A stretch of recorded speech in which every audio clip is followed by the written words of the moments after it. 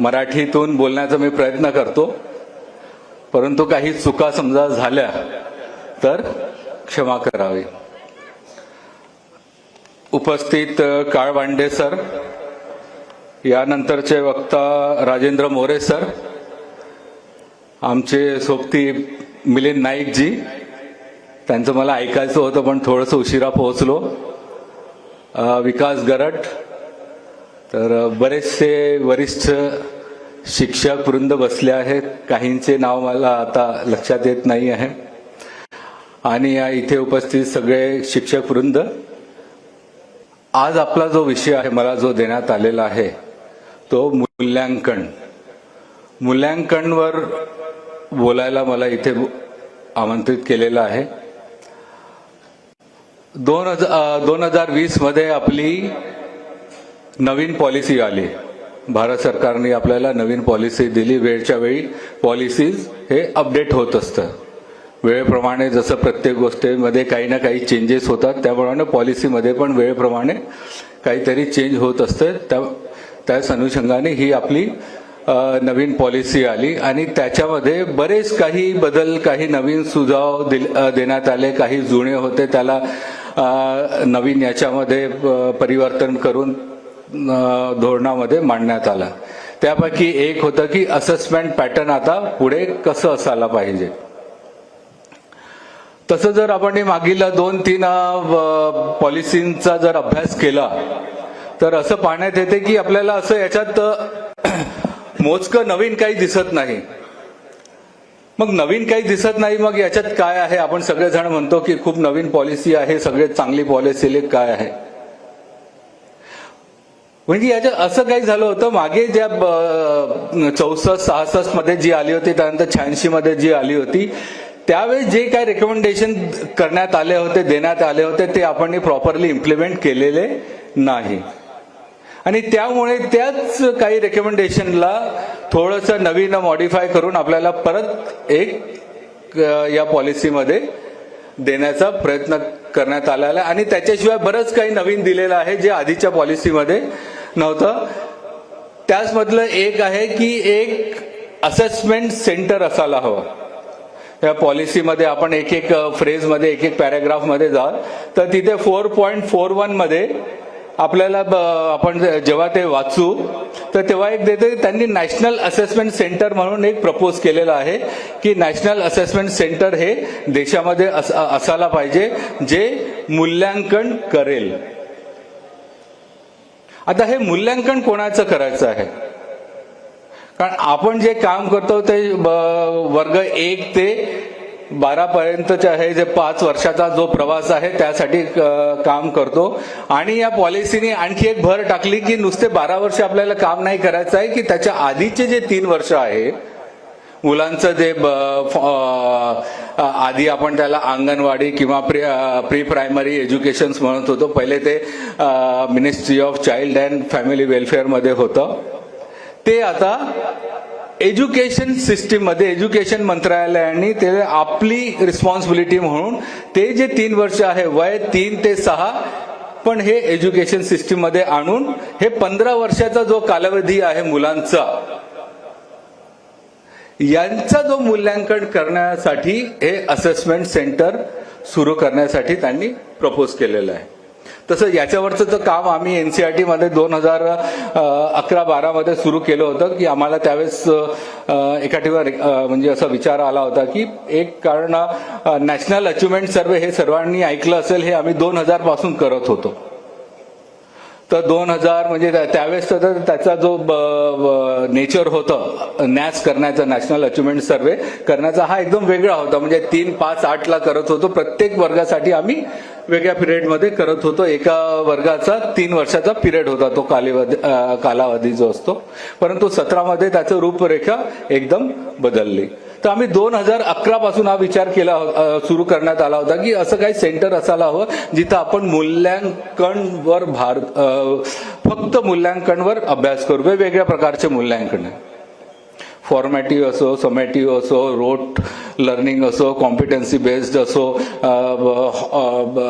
Higher order thinking असो, critical thinking असो, analytics असो, असे वेगवेगळ्या प्रकारचे जे पण मूल्यांकन आहे ते आम्ही त्याच्यात आणण्याचा आमचा विचार चालू होता. परंतु 2020 मध्ये आपल्या पॉलिसीनेच त्याला प्रपोज केलं. त्यामुळे मग आम्ही 2022-23 मध्ये हे सेंटर एनसीईआरटी मध्ये एस्टॅब्लिश केलं आणि पॉलिसीने आमचं आणखी एक भार कमी केला की आम्ही सुरू केलं असतं तर त्याला फक्त आम्ही नॅशनल असेसमेंट सेंटर म्हटलं असतं, परंतु त्यांनी त्याला एक नाव दिलं परख.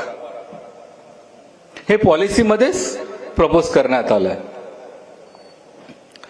तर हे जे असेसमेंट सेंटर आम्ही जे एनसीईआरटी मध्ये एस्टॅब्लिश केलं, याच्यामध्ये वेगवेगळ्या प्रकारचे असेसमेंट करण्याचा आमचा जो उद्देश होता, खास करून जे स्टँडर्ड सेटिंग्स आहे, जेव्हा आपण कुठल्याही याचं मूल्यांकन करतो, असेसमेंट करतो, तर आपल्याला काही ना काही एक बेंचमार्क फिक्स करावा लागतं.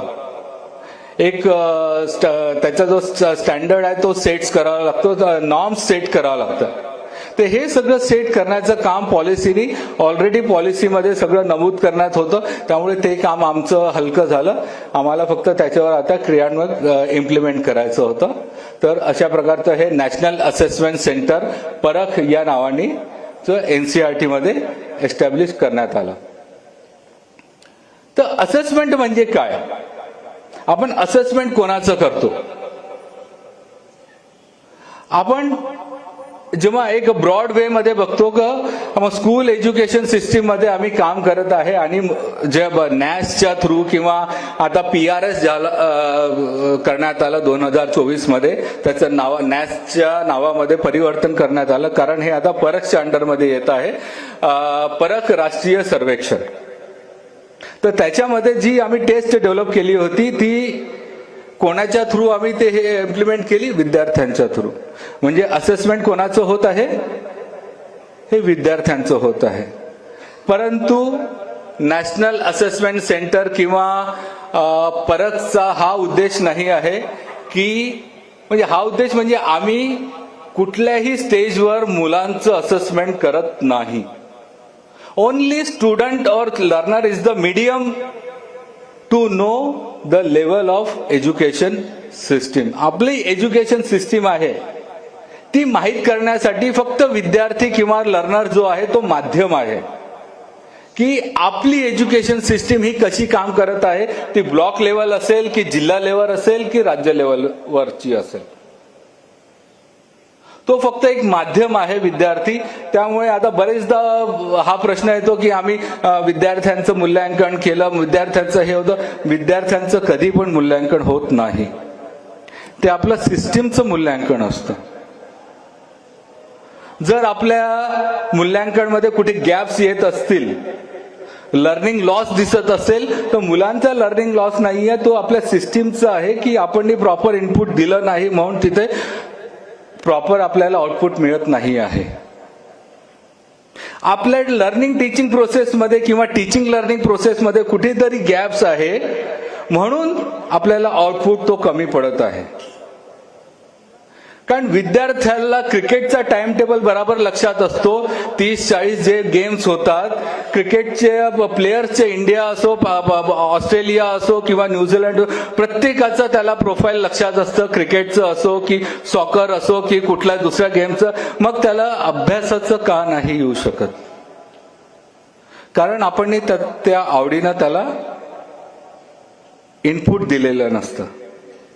म्हणून ही जी असेसमेंट सेंटरचा जो ऑब्जेक्टिव्ह आहे, म्हणजे जो मेन आमचा आहे की जे आम्ही असेसमेंट करत आहे, मूल्यांकन करत आहे, ते सिस्टीमचं करत आहे आणि शाळेचं पण करत नाहीये. शाळेमध्ये आम्ही जेव्हा विद्यार्थी सॅम्पल करतो शाळेतून, एका जिल्ह्यामध्ये असेल किंवा एक ब्लॉकमध्ये, कारण आमचा जो 2023 मधला जो सीज झाला होता तो ब्लॉक लेवल झाला होता. आम्ही ब्लॉक लेवल रिपोर्ट दिले होते. तो ब्लॉकवरचा जो सर्वे होता, ब्लॉकवरचं मूल्यांकन होतं. ब्लॉक मधल्या काही शाळा निवडल्या गेल्या होत्या, त्यामुळे त्या पर्टिक्युलर शाळेचं ते मूल्यांकन नाही आहे. कारण तर सायंटिफिकली आम्ही काही शाळा निवडल्या, परंतु त्या काही शाळा पूर्ण ब्लॉकला रिप्रेझेंट करत होत्या.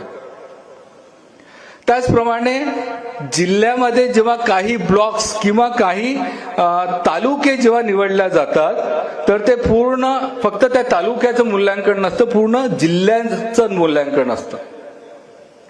त्यामुळे जेव्हा आमचा सीज झाला तेव्हा आम्ही शाळेवर रिपोर्ट तयार केलेले नाही, ब्लॉकवर रिपोर्ट तयार केलेली होती. जिल्ह्यावर जेव्हा आमचं युनिट असतं तेव्हा जिल्ह्याचं रिपोर्ट कार्ड तयार होतं आणि त्या बेसवर स्टेटचा रिझल्ट येतो. 2017च्या आधी जेव्हा आम्ही मूल्यांकन करायचो त्यावेळेस आमचा स्टेट हा युनिट होता. त्यावेळेस आम्ही डिस्ट्रिक्ट लेवलवर रिपोर्टिंग नव्हतो करत, स्टेट लेवलच रिपोर्टिंग करत होतो, कारण तो जो रिझल्ट आहे तो पूर्ण राज्याचा आहे. पण जे पण काही अप्स अँड डाऊन्स आहे ते एक तर राज्याचे असेल किंवा जिल्ह्याचे असेल. जेव्हा नॅशनल लेवलवर आम्ही जो असेसमेंट सर्वे करतो, नॅस असो या PRS असो, तो आम्ही डिस्ट्रिक्ट आमचा युनिट असतो. परंतु स्टेटसाठी आम्ही जेव्हा सर्वे करतो तेव्हा त्यावेळेस आमचा जो युनिट असतो तो ब्लॉक असतो. तर बेसिकली जे परख आहे, परख performance assessment review and analysis of knowledge for holistic development, हे त्याचं ते फुल फॉर्म आहे. आणि हे पूर्ण आम्हाला पॉलिसीनेहीच दिलं, त्यामुळे आम्हाला तो हे नाही. आणि याचे आम्ही 4 एरियामध्ये आम्ही काम करतो. परख एक आहे, आता असेसमेंट करतो म्हटलं तर पॉलिसीने हेच म्हटलं आहे की रोड लर्निंगला तुम्ही मागे टाका, कॉम्पिटन्सी बेस्ड हायर ऑर्डर थिंकिंगवर काम करायचं आहे. परंतु आम्ही 2017 पासूनच याच्यावर आम्ही काम करणं सुरू केलं होतं. 2016 मध्ये NCERT एक डॉक्युमेंट घेऊन आलं होतं ज्याला आम्ही लर्निंग आउटकम्स म्हणून एक डॉक्युमेंट होतं, जे 1 to 1ली ते 8वी पर्यंत साठी ते डॉक्युमेंट तयार केलेलं होतं. लर्निंग आउटकम म्हणजे प्रत्येक चॅप्टर नंतर त्याला काय यायला हवं, आणि ते लर्निंग आउटकमला आम्ही कॉम्पिटन्सी बेस्ड मिक्स करून ते 2017 मध्ये आयटम्स क्रिएट केले होते, जेव्हा 2017चा जो सर्वे झाला होता. तर आम्ही हे 15-16 पासूनच कॉम्पिटन्सी बेस्ड हे केले, तयार केलं. तो कॉम्पिटन्सी बेस्ड आपण जेव्हा मूव्ह करत आहे रोड लर्निंग पासून कॉम्पिटन्सी बेस्ड लर्निंग किंवा हायर ऑर्डर थिंकिंग किंवा क्रिटिकल थिंकिंग कडे, तर आपल्याला टीचर्स पण तसे बनवावं लागतील, त्यांची कॅपॅसिटी एन्हान्स करावं लागेल, कॅपॅसिटी त्यांना ओरिएंट करावं लागेल. आणि एक गोष्ट माझं आधी पण महाराष्ट्रामध्ये बरेच न्यायास वगैरे मध्ये, आणि मी नेहमी एक सांगतो, आपला शिक्षक हा साधारण शिक्षक नाही आहे, तो मारुती सारखा असतो. हे माझं नेहमीच उदाहरण आहे प्रत्येक राज्यामध्ये. आणि आम्ही फक्त एक जांबुवंतची भूमिका निभावतो, कारण आपले जे शिक्षक आहेत ते सगळे एंट्रन्स देऊन हे परीक्षा पास करून वगैरे आलेले असतात. त्यांना फक्त त्यांची जाणीव करायची असते. म्हणून आम्ही एक थोडंसं ओरिएंटेशन आम्ही देण्याचा प्रयत्न करतो की कॉम्पिटन्सी बेस्ड टीचिंग काय असू शकतं. तो आमचा एक एरिया आहे, कॅपॅसिटी बिल्डिंग इन कॉम्पिटन्सीज लर्निंग. त्यानंतर लार्ज स्केल असेसमेंट सर्वे, त्याच्यामध्ये आपला नॅशनल अचिव्हमेंट सर्वे किंवा आता त्याला आपण म्हणतो की परख राष्ट्रीय सर्वेक्षण, अशा प्रकारचे जे लार्ज स्केल सर्वे हा आमचा एक फोकस एरिया आहे. त्यानंतर equivalence of board. Equivalence of board जे आपले सगळे बोर्ड आहे त्या सर्वांना एका प्लॅटफॉर्मवर आणायचा आमचा प्रयत्न आहे. त्यांची असेसमेंट सिस्टीम एकसारखी पाहिजे, करिक्युलम एकसारखा राहायला पाहिजे. म्हणजे आपला एक विद्यार्थी समजा सेशनच्या एंडमध्ये किंवा 7वी 8वी मध्ये त्याला दुसऱ्या राज्यामध्ये समजा जायचं असेल, तो इझिली तो मूव्ह करू शकेल. म्हणजे एकसारखा करिक्युलम, एकसारखा असेसमेंट सिस्टीम, एकसारखं इन्फ्रास्ट्रक्चर सगळं युनिफॉर्म आणण्याचा तो आमचा एक उद्देश आहे. पुढे बोलू आपण त्याच्यावर डिटेलमध्ये. आणि चौथा एरिया आहे HPC, होलिस्टिक प्रोग्रेस कार्ड. पॉलिसीने आपल्याला 360 डिग्री डायमेन्शनली रिपोर्ट बद्दल बोलायला, म्हणजे मुलांचं जे पण काही तो लर्न करत आहे, अकॅडमिक असो की नॉन अकॅडमिक तर आता राहिलं नाही. आता आपल्याला आर्ट्स पण अकॅडमिक मध्ये आलेलं आहे, म्युझिक पण अकॅडमिक मध्ये आलेलं आहे. जे पण आधी को करिक्युलम मध्ये आपण जे बोलत होतो की ते को करिक्युलमचा पार्ट आहे, फिजिकल एज्युकेशन आहे, हे सगळं आता करिक्युलमचे पार्ट झाले. या सगळ्या डोमेनमध्ये आपल्याला मुलांचं जे असेसमेंट करायचं आहे, शारीरिक असो, बौद्धिक असो, मानसिक असो, कलात्मक दृष्टी तो कसा डेव्हलप करत आहे, हे पूर्ण मूल्यांकन HPCच्या माध्यमातून कसं देण्यात येईल हे आम्ही प्रत्येक स्टेजवर आम्ही डेव्हलप केलेलं आहे. फाउंडेशनलवर, प्रिपरेटरी, मिडिल आणि सेकंडरी लेवलवर. ते त्याच्यावर बरेचसे वर्कशॉपही चालू आहे पूर्ण देशभरामध्ये. काही राज्यांनी ते अडॉप्ट केलं आहे, काही राज्यांनी ते अडॅप्ट केलेलं आहे, म्हणजे काही पर्सेंट राज्याच्या रिक्वायरमेंट प्रमाणे त्यांनी ते चेंजेस करून ते अडॉप्ट केलेलं आहे. तर असं हे आमचे 4 डोमेन्स आहे. तेच आता then capacity development for competency based assessment. तर कॉम्पिटन्सी बेस्ड असेसमेंट आपण कसं करायला पाहिजे, काय हे आहे. तर यासाठी आम्ही वेगवेगळे वर्कशॉप्स ऑर्गनाईज करत आहे. आमच्या इथे काही स्टडीज चालू आहे. कॉम्पिटन्सी बेस्ड असेसमेंट आपण कसं करायचं, त्याचं हायर ऑर्डर थिंकिंग कशी डेव्हलप व्हायला पाहिजे टीचर्समध्ये, ज्यामुळे टीचर्स विद्यार्थ्यांना ट्रान्झॅक्ट करेल, विद्यार्थ्यांमध्ये ते स्किल आहे ती डेव्हलप व्हायला पाहिजे. कारण प्रत्येक गोष्ट एक स्किल आहे, त्याला डेव्हलप करण्यासाठी कुठेतरी आपल्याला त्याला मोटिवेट करावं लागतं. तर ते कसं करता येईल, आणि प्रत्येक लेवलवर ती जी कॉम्पिटन्सीज आहे ती स्पायरल वे मध्ये राहील, फाउंडेशनलवर राहील. आता याच्यावर बरेच आर्ग्युमेंट्स होतात की फाउंडेशनल स्टेजला कॉम्पिटन्सीज कसं आपण म्हणता येईल. कोणते हे तर मुलं खूप लहान असतात, तर म्हणजे वय एज 3 to एज, इथं कॉम्पिटन्सीज कशी डेव्हलप होईल. तर याच्यावर एक उदाहरण आहे की एकदा वर्गामध्ये टीचर मेजरमेंट बद्दल काहीतरी शिकवत होते की आपण कसं मेजर करता येईल आपल्याला. तर त्यांनी मुलांना सांगितलं की अजून ते स्केल आणि मीटरवर वगैरे पोहोचायचे होते, त्याच्या आधीचेच होते, की हात आणि किंवा आपलं ते बिल्लस वगैरे असं जे आपण कंची खेळताना मोजतो ना, तर अशा प्रकारे आपण मोजता येईल. त्यांनी फळा वगैरे असं त्यांना मोजून दाखवलं, हे 4 बिल्लस आहे किंवा याची लेंथ हाईट वगैरे तेवढ्यात त्यांना प्रिन्सिपलनी काहीतरी काम आलं होतं. तर ते जे MTS असतो तो आला, त्यांनी सांगितलं की तुम्हाला प्रिन्सिपल सर बोलवत आहे. तर ते गेले, थोडंसं 10-15 मिनिटं झाले आणि नंतर बाहेर येऊन बघतात तर ते त्यांनी बघितले की वर्गात कोणीच नाही आहे. कुठे गेले सगळे. तर तेवढ्यात 2-4 मुलं असतात जे सिन्सिअर असतात, ते सरांनी सांगितल्याशिवाय कुठे जात नाही, तर ते बसून होते. तर त्यांनी म्हटलं कुठे गेले, ते म्हणून नाही सर ते सगळे बाहेर गेले, आम्ही सर्वांना म्हटलं की नका जाऊ, सर येतील, ते सगळे खेळायला गेले. तर सरांनी बघितलं, थोड्या वेळाने सगळे मुलं आले. तर सरांनी थोडंसं म्हटलं कुठे गेले होते रागवणे. सर ते म्हणायला लागले, सर तुम्ही आम्हाला मोजायचं शिकवलं, आम्ही ते बघितलं, आपला गेट, शाळेचा गेट तो इतका आहे, हा दरवाजा इतके बिल्लस आहे, ती खिडकी इल्ली आहे, ही बाहेरचा जो वरांडा आहे ते इतके आहे. त्यांना फक्त एक कन्सेप्ट शिकवली होती की मेजरमेंटची, त्यांनी ती इम्प्लिमेंट केली. म्हणजे फक्त मुलांना जेव्हा आपण कन्सेप्च्युअल अंडरस्टँडिंग जेव्हा होतो तो बराबर त्याचं इम्प्लिमेंट करतो. ते कुठल्याही कन्सेप्टला जेव्हा तुम्ही प्रॅक्टिकली फिजिकल किंवा आपल्या डेली रुटीनमध्ये जेव्हा यूज करतो ते अप्लाइड हे झालं. त्याला थोडंसं आणखी त्याला डिफिकल्ट केलं तर ते कॉम्पिटन्सी बेस्ड होऊन गेलं. कॉम्पिटन्सी बेस्ड असं काही खूप मोठी कन्सेप्ट नाही आहे, फक्त त्याला स्टेप बाय स्टेप त्याची लेवल वाढत जाते. तर अशा प्रकारे आपल्याला मुलांना काही ना काही उदाहरण, जसं आता एक एरियाचं उदाहरण दिलं, एरिया म्हणजे स्क्वेअरचा एरिया असो, रेक्टँगलचा एरिया असो, त्याचवरून त्यांना सांगता येईल की तुमच्या ग्राउंडचा एरिया काय आहे, रूमचा एरिया काय आहे, व्हॉल्यूम काय आहे.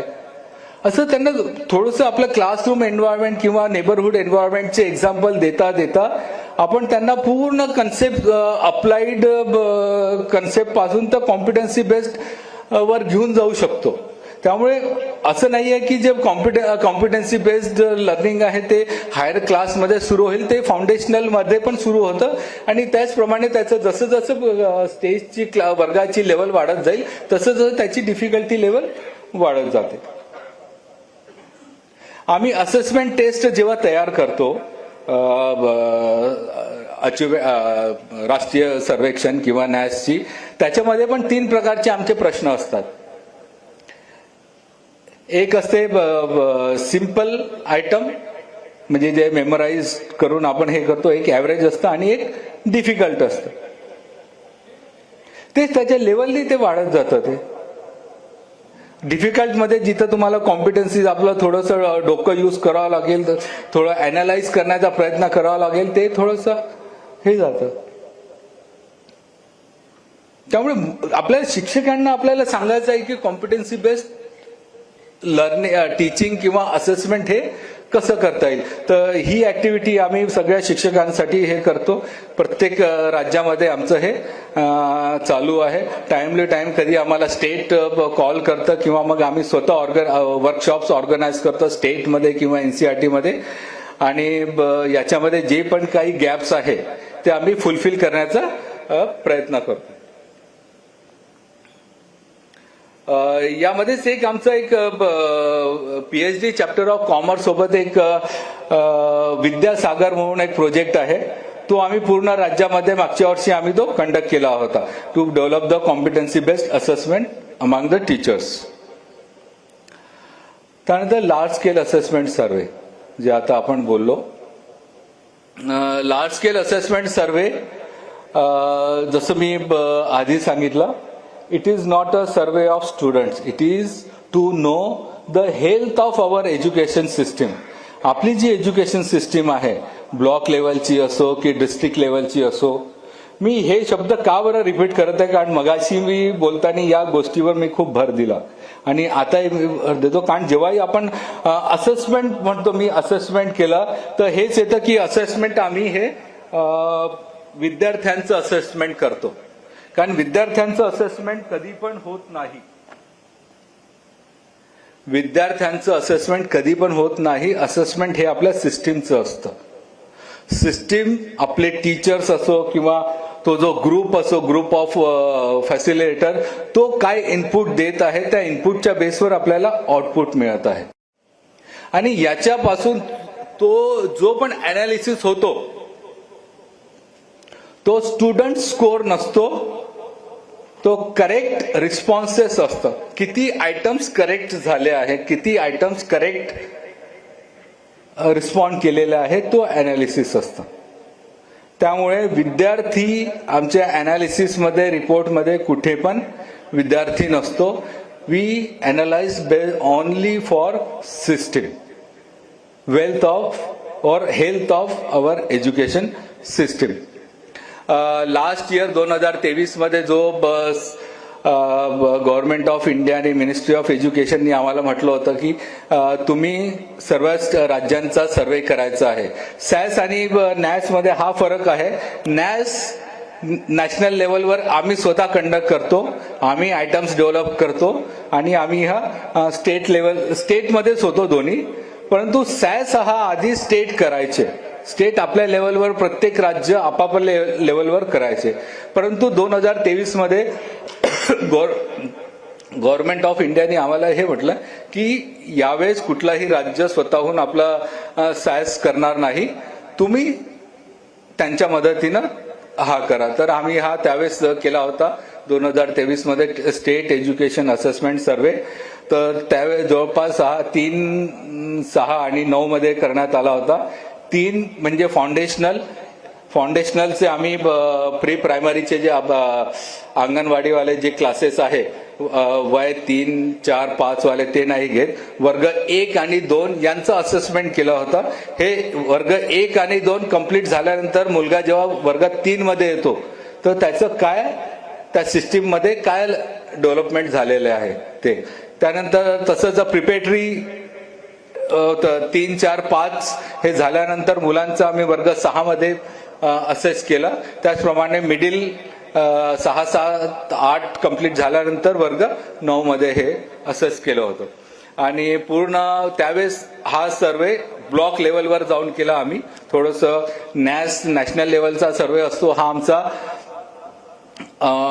डिस्ट्रिक्ट लेवलवर असतो, परंतु हा स्टेट लेवल सर्वे होता, त्यामुळे आम्ही ब्लॉकवर गेलो, थोडं आणखी खाली उतरलो आणि 8.5 मिलियन्स म्हणजे जवळपास 85 लाख मुलांचा हा सर्वे झाला होता त्यावर्षी 2023 मध्ये.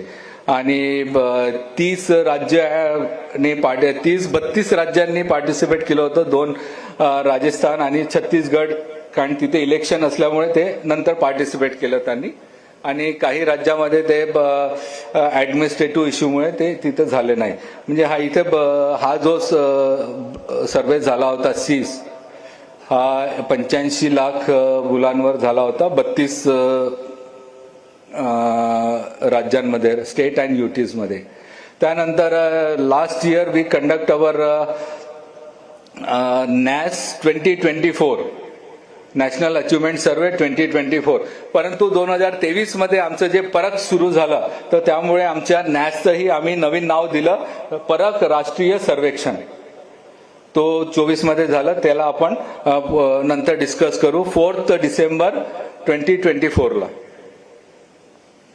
त्यानंतर ते नेक्स्ट आमचा जो आहे इक्विलन्स ऑफ स्कूल बोर्ड, हा आम्ही 5 कॅटेगरीमध्ये याच्यामध्ये काम करतो, ज्यामध्ये सर्व बोर्डला आम्ही एका प्लॅटफॉर्मवर आणण्याचा प्रयत्न आहे.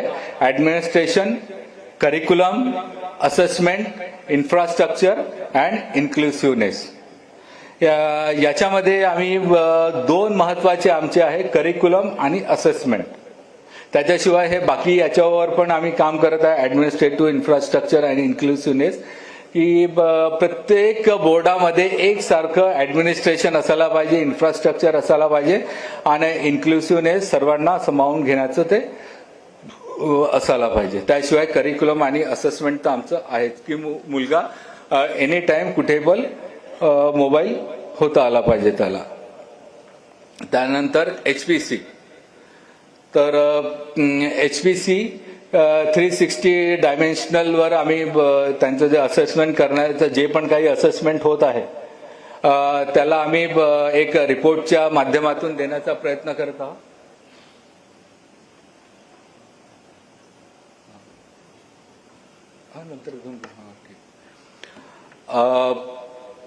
आणि आता सध्या आमचं फाउंडेशनल, प्रिपेटरी आणि मिडिलवरचं HPC तयार आहे. सेकंडरीचं पण ऑलमोस्ट तयार आहे. ते पण आम्ही प्रत्येक राज्यांमध्ये, प्रत्येक युटीज मध्ये त्याच्यावर आम्ही ट्रेनिंग देतो. प्रत्येक इव्हन काही जिल्हे आम्हाला इन्व्हाइट करतात, शाळा इन्व्हाइट करतात, ते कसं इम्प्लिमेंट करायचं, कसं हे करायचं आहे. तर त्याच्यावर आमचे हे सगळे वर्कशॉप्स आणि हे फायनल स्टेजमध्ये आहे आणि सगळीकडे हे इम्प्लिमेंट करतो आहे. महाराष्ट्र राज्याने पण याच्यावर एक्सेप्ट केलं आहे आणि त्यात थोडंसं चेंजेस करून ते पण इम्प्लिमेंट करत आहे. मागच्या वर्षी बोर्डामध्ये जी बैठक झाली होती, एक कॉन्फरन्स, तिथे सेकंडरीचं पण ते HPC इम्प्लिमेंट आपल्या शाळेमध्ये ते करतात आहे. हेच आमचे जे 4 इनिशिएटिव्ह आहे परक्सचे. एक आता जो राष्ट्रीय सर्वेक्षण झाला त्याचा जो डॅशबोर्ड आहे तो आपण बघू, त्यामुळे आपल्याला थोडंसं माहीत होईल की आपला स्टेटस काय आहे परक राष्ट्रीय सर्वेक्षण मध्ये, आपण कशा प्रकारे आपलं स्कोअर झालेला आहे. त्यानंतर इक्विलन्स ऑफ बोर्ड, नंतर SSSA अँड SCOF. SSSA म्हणजे स्कूल स्टँडर्ड सेटिंग अथॉरिटी, जे पॉलिसीने म्हटलं होतं एक स्कूल स्टँडर्ड सेटिंग अथॉरिटी असायला पाहिजे. ती आम्ही प्रत्येक राज्याला, प्रत्येक SCRTला आम्ही सपोर्ट करत आहे की त्यांनी कसं ती एस्टॅब्लिश करायची आहे, काय कुठलं, आणि स्कूल स्कॉफमध्ये, स्कूल क्वालिटीमध्ये काय काय असायला पाहिजे, कसं असायला पाहिजे, त्याच्यामध्ये आम्ही अकॅडमिक त्यांना सपोर्ट करत आहे. आणि HPC परक राष्ट्रीय सर्वेक्षण जो आता 4 डिसेंबरला झाला, जसं सीज झाला होता याचप्रमाणे हा पण क्लास 3, 6 आणि 9 वर हे झाला. सगळ्या राज्यामध्ये हा झाला होता, पूर्ण सगळ्या युटीज मध्ये. आणि या PRS मध्ये जवळपास 20 टेस्ट बुकलेट्स आम्ही यूज केले होते. 20 टेक्स्ट बुक वेगवेगळ्या विषयाचे. फाउंडेशनलवर आम्ही लँग्वेज आणि मॅथमॅटिक्स असेस केलं होतं. लँग्वेज आणि मॅथमॅटिक्स, कारण वर्ग 1 आणि 2 वर हे 2 विषय असतं. त्यानंतर प्रिपेटरीला जे वर्ग 3 आणि 5 जे 6 वर असेस झालं होतं, तिथे लँग्वेज, मॅथमॅटिक्स आणि द वर्ल्ड अराउंड अस. आधी हे जे EVS नावाने हे पुस्तक यायचं, एन्व्हायरमेंटल स्टडीज, आता हेच पुस्तक द वर्ल्ड अराउंड अस या नावाने येतं. तर त्याच्यावर आम्ही हा एक तिसरा विषय होता, असेसमेंट सब्जेक्ट. आणि जे 9th वर जे असेस झाले होते तिथे 4 सब्जेक्ट होते, language, mathematics, science and social science. हे टेस्ट बुकलेट्स होते. याच्याशिवाय एक सपोर्टिंग क्वेश्चन आम्ही सर्व विद्यार्थी, टीचर आणि शाळांना विचारलं होतं. एक पीपल क्वेश्चनायर होता. त्याच्यामध्ये मुलांचं जे बॅकग्राऊंड आहे, घरी काय काय अकॅडमिक सपोर्ट्स आहे, बुक्स आहे, न्यूजपेपर आहे, कोण कोण तुमच्या घरी लिटरेट आहे, वडील किती शिकले आहे, बहीण किती शिकली आहे, त्यांना काय सपोर्ट मिळतं घरून, हे सगळे पीपल क्वेश्चनायरमध्ये माहिती होती.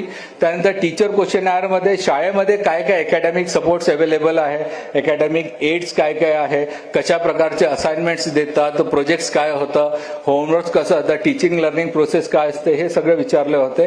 आणि त्यानंतर एक स्कूल क्वेश्चनायर होतं. स्कूल क्वेश्चनायरमध्ये आम्ही प्रिन्सिपलला विचारलं होतं की शाळेमधून त्यांना काय सपोर्ट मिळतो लर्निंग टीचिंग प्रोसेसमध्ये. तर हे मुलांचं जेव्हा त्याचं जे असेसमेंट होतं, तर हे जे बॅकग्राऊंड व्हेरिएबल्स आहे हे सपोर्ट करतं की कुठल्या एखादी लेवलचं असं अचिव्हमेंट मिळत आहे तर त्याला काय सपोर्ट मिळत आहे. फॅमिली बॅकग्राऊंडचं त्याला सपोर्ट आहे की स्कूलमध्ये टीचिंग एड्स अवेलेबल आहे की टीचरचे जे टीचिंग लर्निंग प्रोसेस त्याला सपोर्ट करत आहे. तर हे बॅकग्राऊंड व्हेरिएबल त्याच्या असेसमेंटला ॲसेस करण्यासाठी आम्ही ते विचारले होते. ही लिंक आहे, याच्यावर तुम्हाला पूर्ण परखचं आणि ही जी सर्वे आहे याचे पूर्ण तुम्हाला लिंक डॉक्युमेंट्स मिळून जातील आणि याचा रिझल्टही मिळून जातील.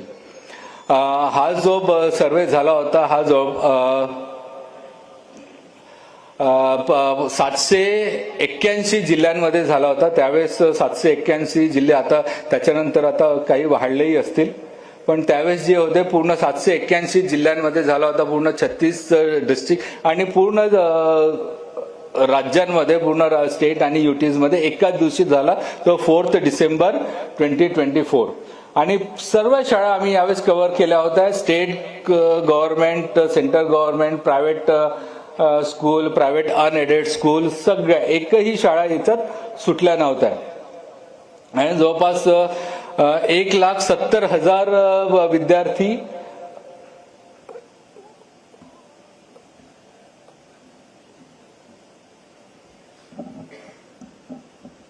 स्क्रीन हे होतं. 1,70,000 टीचर्स किंवा स्कूल लिडर्सनी याच्यात पार्टिसिपेट केले होते. आणि जवळपास 1,86,000 फील्ड इन्व्हेस्टिगेटर पार्टिसिपेट केलं होतं. फील्ड इन्व्हेस्टिगेटर म्हणजे जे शाळेवर जाऊन जे परीक्षा कंडक्ट करतील. ॲज अ फील्ड, आपल्या जेव्हा आपण परीक्षा घेतो तेव्हा वर्गामध्ये एक इन्व्हिजिलेटर असतो. असं आम्ही 3rd पर्सन, आपल्या सिस्टीममधून तो इन्व्हिजिलेटर नव्हता, कारण याच्यावरही बरेच प्रश्न आले होते की तुम्ही टीचर्सलाच ॲज अ इन्व्हिजिलेटर म्हणून अपॉइंट करत असाल, तो काही सपोर्ट करू शकतो. तर याच्यामध्ये जितके पण इन्व्हिजिलेटर होतं कुठलेही आपल्या स्कूल सिस्टीममधून नव्हते, म्हणजे टीचर्स वगैरे कोणी नव्हते, हे आपण बाहेरून घेतले होते. आणि जवळपास 75,000 प्रत्येक जिल्ह्यामध्ये कुठे ऑब्झर्वर्स गेले होते. आणि प्रत्येक शाळेमध्ये जितके पण शाळा होते 1,74,000 शाळांवरती एक एक्सटर्नल ऑब्झर्वर होता जो सीबीएसई कडून आलेला होता. सीबीएसई कडून प्रत्येक सेंटरवर एक ऑब्झर्वर होता जो पूर्ण प्रोसेसला मॉनिटरिंग करत होता की प्रॉपरली फेअर एक्झाम म्हणजे जे असेसमेंट होत आहे ते होत आहे की नाही. आणि रॅन्डमली जे 74,000 ऑब्झर्वर आहे ते वेगळे आहे.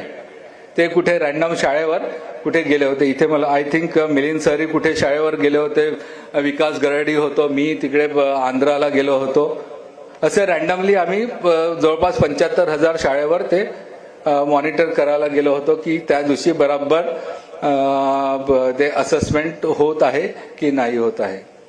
आणि इनिशियली हा जो आम्ही जो असेसमेंट प्लॅन केला होता, आपले 22 शेड्यूल लँग्वेजेस आहे. 22 आहे, वाढले नाही ना, 22 आहे. प्लस आम्ही 4 आणखी घेतले होते जे बोली भाषा आहे.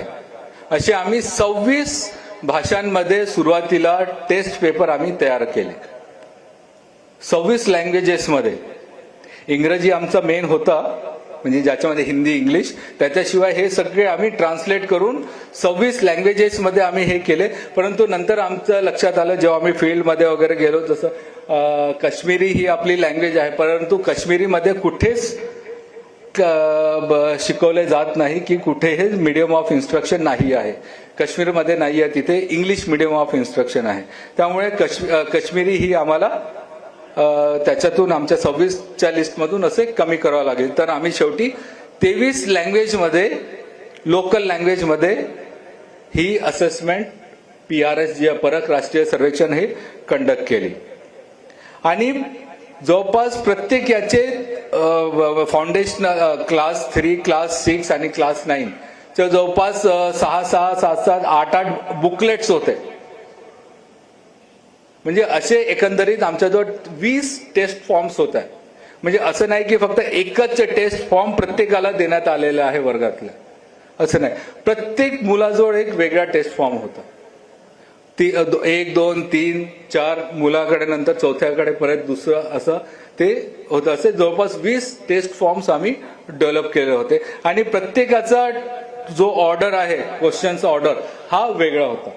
त्यामुळे चिटिंग होण्याची, हे होण्याची ती पण चान्सेस एकदम 0 होते. का आम्ही प्रयत्न केला होता 0 करण्याचा. ठीक.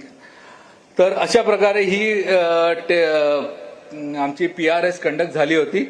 त्याचा जो रिझल्ट आहे तो पण आपल्या NCERTच्या वेबसाईटवर आहे. त्याच्यावरही बरेचसे वर्कशॉप झालेले आहे. स्टेटला आम्ही ते एक्सप्लेन केलेलं आहे.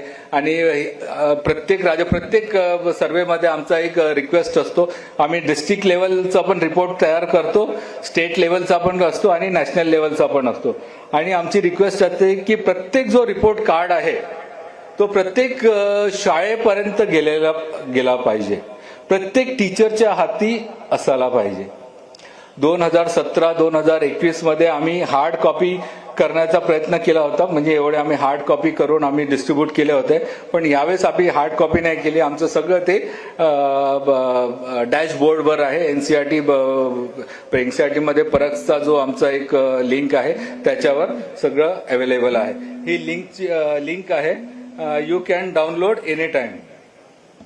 डाउनलोड म्हणजे तुम्ही इथे जाऊन तुम्ही बघू शकता. आहे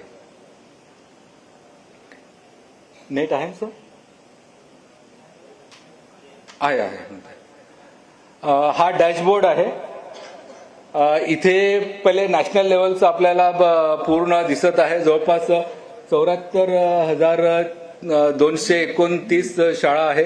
2,70,000 टीचर्स पार्टिसिपेट केले होते आणि 21,15,000 विद्यार्थी इथे पार्टिसिपेट केले होते याच्यामध्ये.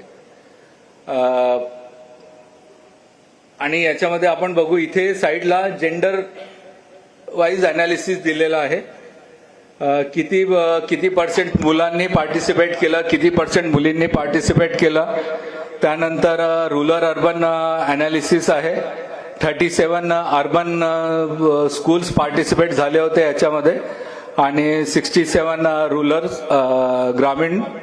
त्यानंतर स्टेट गव्हर्नमेंट 37, गव्हर्नमेंट एडेड ज्या शाळा आहे ते 18%, प्रायव्हेट रिकॉग्नाइज्ड 37 आणि सेंट्रल गव्हर्नमेंट हे 7% होते. याच्यामध्ये CBSE शाळा आल्या, CBSE म्हणजे केंद्र विद्यालय आले, JNV आले, हे सगळे शाळा किंवा काही रेल्वे बोर्डच्या पण शाळा असतात त्या पण सॅम्पल झालेल्या होत्या.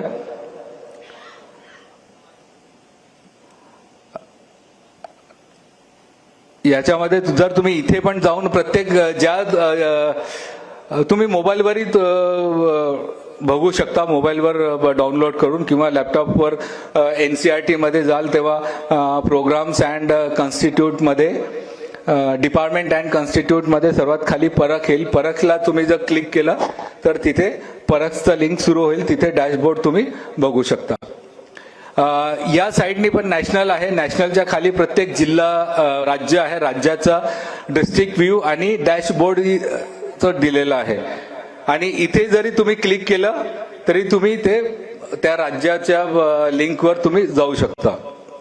पहिले आपण जर नॅशनलचं बघितलं, इथं जर व्ह्यू डॅशबोर्ड केलं तर तुम्हाला इथे पूर्ण व्ह्यू दिसून जाईल की आम्ही असेस करताना कोणकोणती कॉम्पिटन्सीज यूज केली होती. आता कॉम्पिटन्सीज आणि लर्निंग आउटकम 2017 मध्ये 2021 मध्ये आम्ही लर्निंग आउटकमला घेऊन सर्वे केला होता. कारण त्यावेळेस लर्निंग आउटकम हे आमच्याकडे डॉक्युमेंट होतं.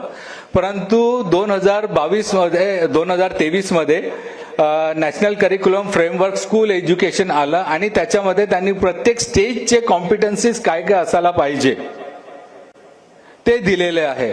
आणि त्या बेसवर आम्ही हे मग आयटम्स तयार केले होते. जर तुम्ही आता इथे बघाल,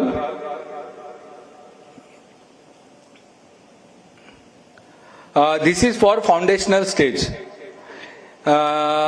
आणि हे लँग्वेज आहे.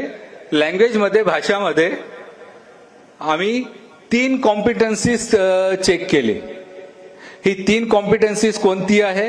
एक तर तुम्ही NCF डॉक्युमेंटमध्ये तिथे जाऊन बघून घ्या. 10.5, 10.7, 9.7 ह्या कॉम्पिटन्सीज चेक केल्या. कारण तिथे बरेच कॉम्पिटन्सीज होते. परंतु काही कॉम्पिटन्सीज अशा असतात की जे पेपर पेन्सिल टेस्टमध्ये तुम्ही असेस नाही करू शकत. ती आमची लिमिटेशन्स होती. स्पीकिंग, बोलण्याची जी कॉम्पिटन्सीज आहे ती पेपर पेन्सिल टेस्टमध्ये आपण असेस नाही करू शकत. तर ते आमच्या लँग्वेजसाठी त्या आमच्या लिमिटेशन्स होत्या.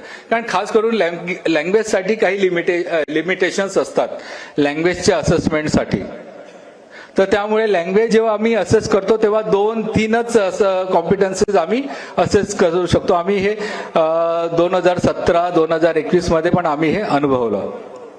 आणि याचं आणखी डिटेल बघायचं असेल तर तुम्ही इथे बारवर तुम्ही जेव्हा स्लाइड घेऊन जाल, ॲरो घेऊन जाल, read short stories and comprehend their meaning.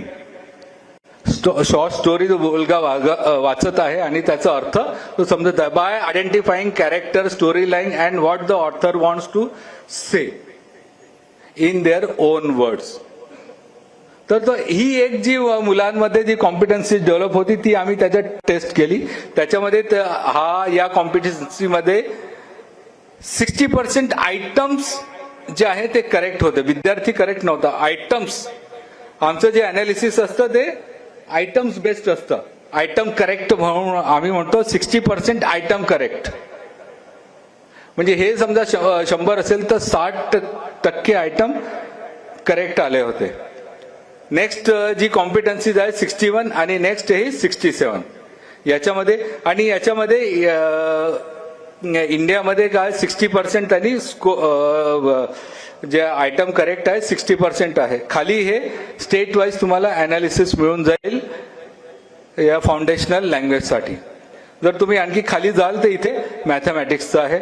आणि मॅथमॅटिक्समध्ये इतके कॉम्पिटन्सीज आम्ही चेक केले आहे. इथे आहे सॉर्ट ऑब्जेक्ट, त्याला सॉर्टिंग करणं. त्यांचा नेक्स्ट आहे identifying and simple pattern. Then arrange number up to 99. हे जे डिफरंट कॉम्पिटन्सीज आहे ते चेक करण्यात आले होते त्याच्या. आणि त्यांचा हा स्कोर आहे. आणि खाली जर तुम्ही जाल, हा नॅशनल लेवलचा आहे, हा स्टेट वाईज आहे. आपण इथे हे सिमिलरली फॉर प्रिपेटरी.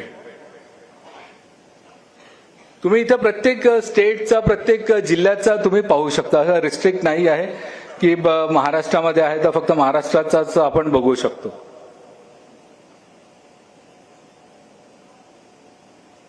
हे लँग्वेज प्रिपेटरीमध्ये 3 विषय असेस करण्यात आले होते, language, mathematics and the world around us.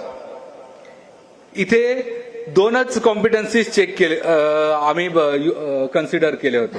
Foundational मध्ये 3 होत्या, इथे 2च कॉम्पिटन्सीज होत्या. मॅथ्स मध्ये जास्ती होत्या आणि देन वर्ल्ड अराउंड अस. हा जो बार आहे हा 3.1 कॉम्पिटन्सी 1.1चा आहे. जर तुम्हाला हा जो बार आहे इंडिया लेवलचा हा 2.1चा बघायचा असेल तर तुम्ही इथे जाऊन तुम्ही चेंज करू शकता. तर तुम्हाला त्या पर्टिक्युलर कॉम्पिटन्सचा काय स्कोर आहे तो आपल्याला माहित होईल. Then we come to Maharashtra. महाराष्ट्रामध्ये अँड चला प्रिपेटरीमध्ये 2च कॉम्पिटन्सी होत्या, परंतु इथे तुम्हाला बघा इथे 2 बार आले. 2 बार आले म्हणजे एक नॅशनल सोबत कम्पेअर करत आहे स्टेटला. तुम्ही जेव्हा प्रत्येक स्टेटवर जाल तर तेव्हा त्याचा जो स्कोर आहे स्टेटचा तो नॅशनल सोबत कम्पेअर कराल आणि आपला नॅशनल पेक्षा जास्ती आहे. नॅशनलचा 56 होता, आपला 60 आहे.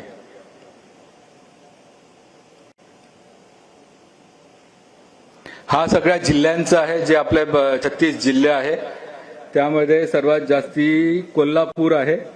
लँग्वेजमध्ये प्रिपेटरी स्टेजमध्ये, मॅथमॅटिक्समध्ये पण कोल्हापूर आहे 79 प्रिपेटरीमध्ये, आणि द वर्ल्ड अराउंड अस मध्ये पण कोल्हापूर आहे. ह्याच्यामध्ये कोल्हापूरनी बाजी मारली आहे. सिमिलरली जर तुम्ही आणि परत आता याच्यानंतर हेच आहे, त्यानंतर ऍव्हरेज परफॉर्मन्स.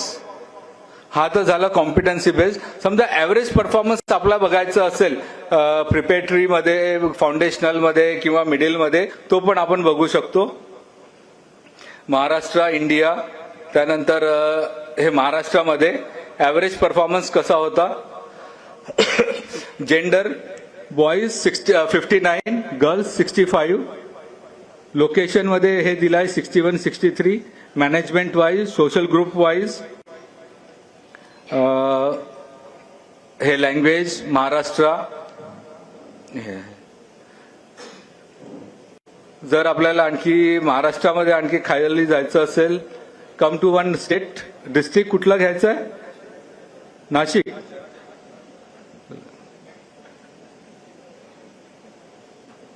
हे नाशिकला हे घेताना तुम्हाला 3 बार्स मिळते कम्पॅरिझनसाठी. हे आपण कारण प्रिपेटरीचं बघत आहे, तुम्ही सिमिलरली फाउंडेशनलचं बघू शकता आणि मिडिलचंही पाहू शकता.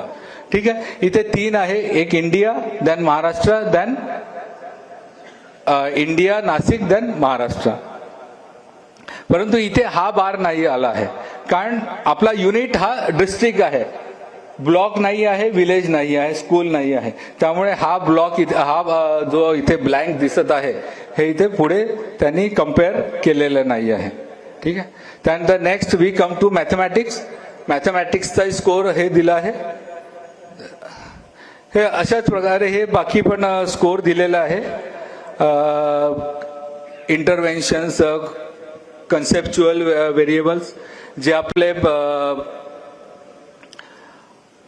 क्वेश्चनआयर्स जे मी तुम्हाला म्हटलं होतं, पीपल क्वेश्चनआयर, टीचर क्वेश्चनआयर आणि स्कूल क्वेश्चनआयर, त्यांचा हा जो स्कोर आहे त्याचं अनालिसिस पण इथे दिलेलं आहे. ते एक आहे, ते पण तुम्ही बघू शकता आणि याच्यावरही एक डिटेल अनालिसिस तुम्ही देऊ शकता. आहे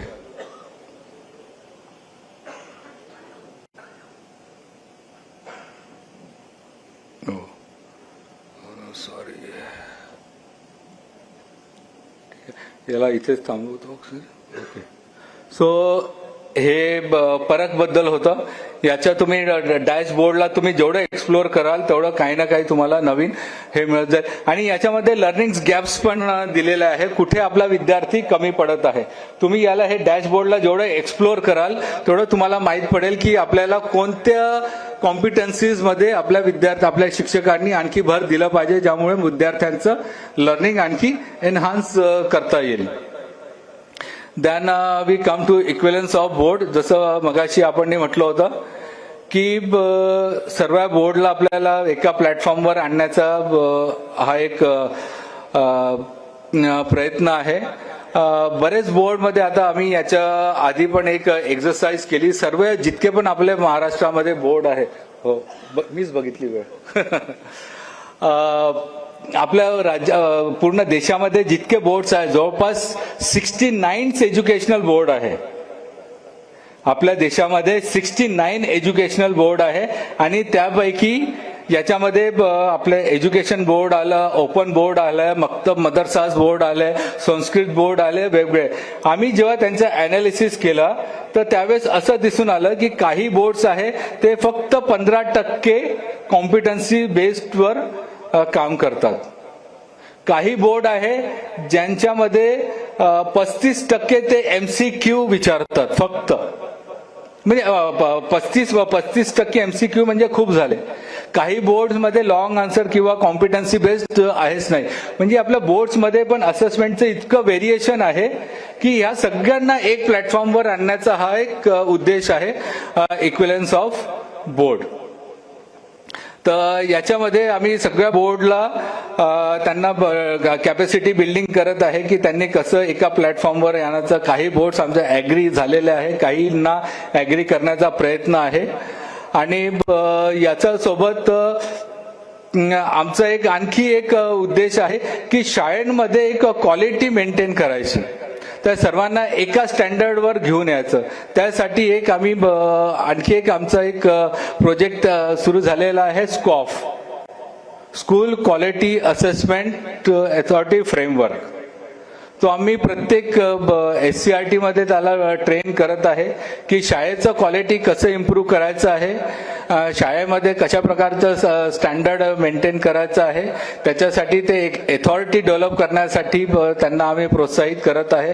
NCERT त्याच्यामध्ये काही इंटरफेअर करत नाही आहे, फक्त त्यांना आम्ही सांगतोय की त्यांना कशा प्रकारे तिथे पुढे काम करायचं आहे. तर HPC वर आता कारण वेळ झालेली आहे, मी काही जास्ती बोलत नाही. एक लास्ट आहे उद्यम संसार, वर्ल्ड ऑफ वर्क.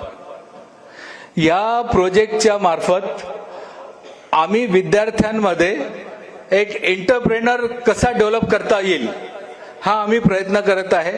खास करून हा सेकंडरी स्टेजचे जे विद्यार्थी असतात त्यांना आम्ही एक्सप्लोर करण्याचा प्रयत्न करत आहे की काय काय आजच्या वर्ल्डमध्ये तुम्ही एक्सपोज करू शकता.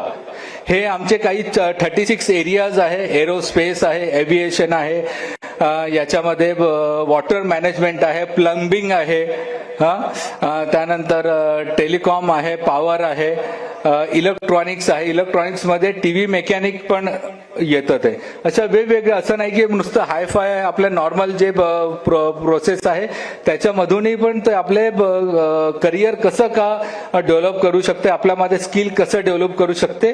तर हे उद्यम संसार वर्ल्ड ऑफ वर्कच्या थ्रू आम्ही हे काम करतोय.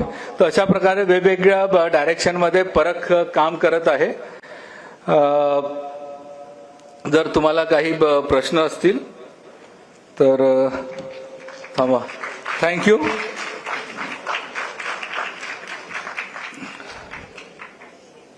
ठीक आहे, थोडा वेळ जास्ती झाला ऍक्च्युली.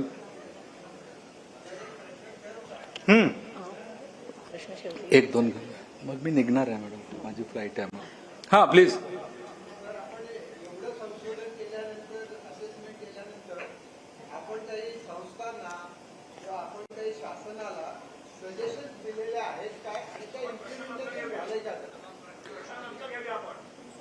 नाही, मी नंतर मी चाललं जाईल आता अर्ध्या तासाने, मला औरंगाबादला निघायचं आहे. फक्त 1-2 प्रश्नांचं हे करतो. आम्ही त्यांना टाइम टू टाइम सजेस्ट करत राहतो. नाही नाही सध्या ते चालू आहे इम्प्लिमेंटेशन करताना. ते आम्हाला स्टेट SCRT म्हणजे स्टेटमध्ये SCRT असतं. SCRT आम्हाला ऍडवाइस विचारतं, आम्ही त्याला देतो आणि ते जे पण काही ऍक्शन असते ते आम्हाला रिपोर्ट करतात ते. आणि त्याच्यामध्ये जे पण काही प्लस मायनस असतं आम्ही त्यांना मग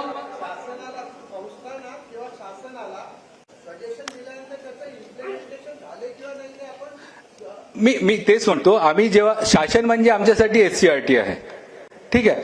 तर SCRTला आम्ही इन्स्ट्रक्शन दिल्यानंतर ते जे पण काही ऍक्शन करतात म्हणजे आम्ही त्यांना एक तर रिपोर्टिंग करतो किंवा तेच आम्हाला सांगतात ते आम्ही असं असं केलं आहे.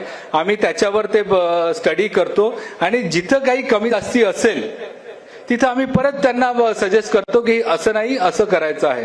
बरेच राज्यांचे आम्ही प्रपोजल्स डाऊन पण केलेले आहे की तुम्ही जे करत आहे ते चुकीचं करत आहे, तुम्ही असं नाही असं करा म्हणून. आमचं काम आहे सर सांगणं. बाकी 36 राज्य आणि UTs आहे. कोणी ऐकतं कोणी नाही ऐकत. होतं ते आम्ही हो नाही नाही नाही नाही आम्ही हे जे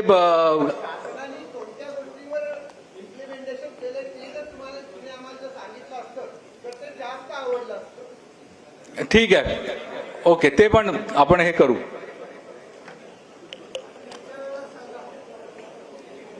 सर बर ठीक.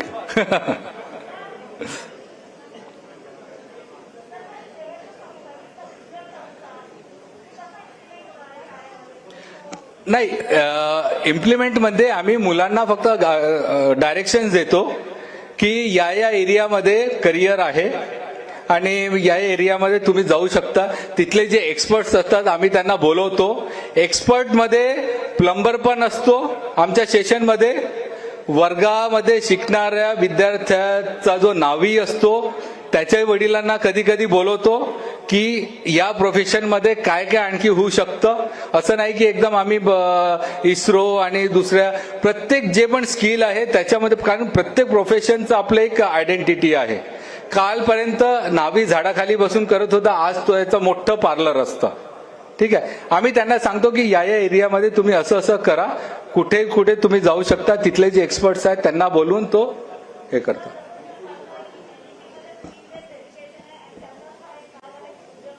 हा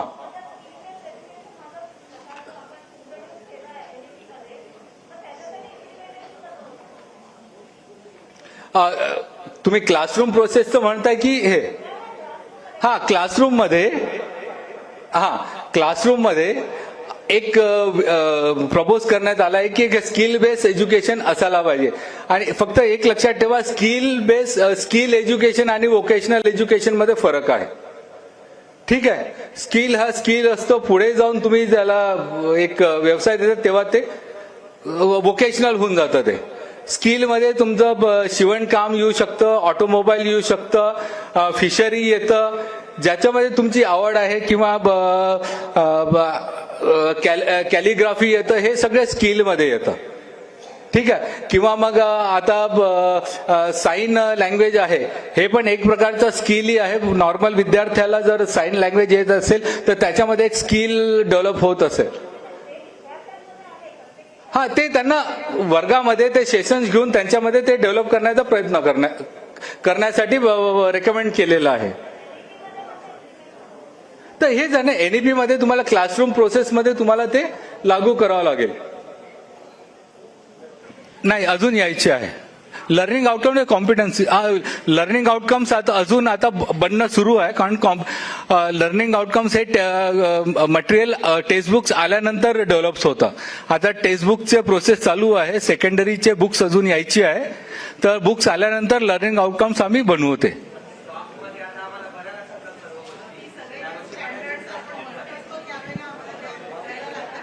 ते कॉम्पिटन्सीज सर, कॉम्पिटन्सीज आलेले आहे. तुम्ही कॉम्पिटन्सीज त्याचे द्या.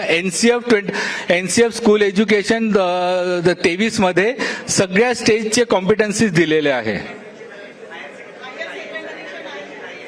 कशात? NCF मध्ये बघून. हायर सेकंडरी सर, आता स्ट्रक्चर बदललेलं आहे. Foundational, preparatory. तुम्ही एक म्हणतात जर 9वीच्या दिल्या 10वीच्या दिल्या तर तुम्हाला 12वीच्या पण द्यायला हव्या. हा ते नाही तिथे आणि तुम्ही आम्हाला सांगतात भरायला का रे 12वीच्या कॉम्प्युटरचे भरा तिथे भरा. तुम्ही एनसीआरटी वेबसाईटवर जा, आमच्या इथे एनसीएफ वर. मी एनसीएफ रेफर करतो त्याच्यामध्ये दिलेलं नाहीये. बरं ठीक आहे. त्याच्यामध्ये द्यायला हवं. बरोबर की नाही? हा एक मुद्दा मॅडम माझा दुसरा तुम्ही स्कॉपचा घेतलं तुम्ही कॅपॅसिटी बिल्डिंग म्हणता देता. हा कॅपॅसिटी बिल्डिंग ही फक्त काय गव्हर्नमेंट कॉलेजला सुद्धा द्यायची आहे का? जर तुम्हाला 2047 मध्ये भारत हा महासत्ता बनवायचा असेल तर एज्युकेशन त्याचा पाया आहे आणि तुम्ही फक्त गव्हर्नमेंटचे देतात आणि आम्हाला सांगताना काय म्हणतात स्कॉप सेटिंग करायला तुम्ही इंटरनॅशनल स्कूलला जा, तुम्ही सीबीएसई स्कूलला जा. जेव्हा मी स्वतः तिकडे गेलो तेव्हा त्यांना स्टाफ बद्दल काहीच माहिती नव्हतं. तर इथे कुठेतरी काहीतरी होणं जरुरीचं आहे. ठीक आहे, याबद्दल आम्ही हे करू. प्रायव्हेट शाळेत तुम्ही स्टेटला अप्रोच करा. हे बघा, ऐका, आम्ही जे पत्र लिहितो ते स्टेट गव्हर्नमेंट किंवा जे पण त्यांची अथॉरिटी आहे त्यांना लिहिण्यात येतं. आम्ही एससीआरटीला सांगितलेलं एससीआरटी म्हणजे तुम्ही एनसीआरटी करा का एनसीआरटी म्हणजे आता तुम्ही असं म्हणतात की पॉलिटिकल लिडरना अप्रोच करा. पॉलिटिकल लिडरना पण अप्रोच करून झालेला आहे. आता कोणाला अप्रोच करायचं तुम्ही? आम्ही एनसीआरटी कधी म्हणत नाही की पॉलिटिकल लीडर किंवा कुठल्या पार्टीला अप्रोच करा. कोणी म्हटलं असेल तर स्टेटमेंट सांगून द्या. ठीक आहे, आमचं सरळ असतं एससीआरटी टू एनसीआरटी. एनसीआरटीला आम्ही लिहितो, एससीआरटीला लिहितो, एससीआरटी आम्हाला रिप्रेझेंटेशन पाठवतं, ते यांना आम्ही डेव्हलप कॅपॅसिटी बिल्डिंग करतो. ठीक आहे, हा मी ऐकतो. ऍग्री